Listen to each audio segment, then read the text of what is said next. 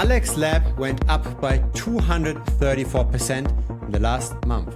Now, a lot of things went up in the last month, so certainly Alex Lab is simply just another pump and dump scheme. Is it? This is the rally I'm referring to. We are currently at 17 cents. And usually when we zoom out, we see a lot of token dumping at the beginning. Not so for Alex Lab. My first instinct was to look at market manipulation, to look at perpetual futures. Are there maybe derivative contracts on centralized exchanges that manipulate the price in the background?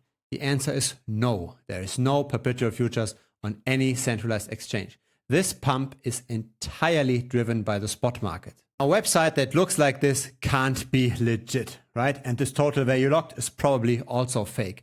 $54 million in Alex Lab. Well, DeFi Llama confirms that as well. And the total value locked, at least in the last few days, shot up quite a bit. It's not constant growth, but at least there is total value locked growth. Now, what about developer activity?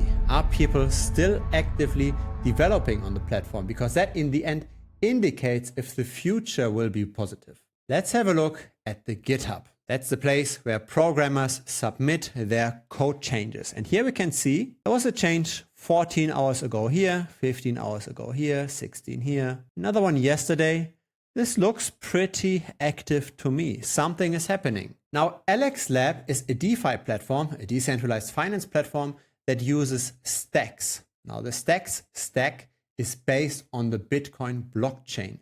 So in the end, Alex Lab via ordinals uses Bitcoin. And on that decentralized finance application, we can actually see where that total value locked is coming from. There's 14 million in a pool of stacks versus Alex. There's another 5.6 million of stacks versus XBTC, another 3 million in Alex versus Alex V2. So either this is capital by the team itself, or there are some really strong conviction holders of the token that deposit Alex on that platform as well. Now, how about the team? Are there any credentials here? The CEO has a background in traditional finance in Morgan Stanley and in quant trading. Very interesting. Now, I couldn't find a lot about Rachel Yu, because if you've ever been in Asia, you know that pretty much everybody is called Rachel and pretty much everybody has the last name Yu. However, there is Mr. Chan with a less common first name, An. And that's the CTO that has Alex plastered all over the LinkedIn profile.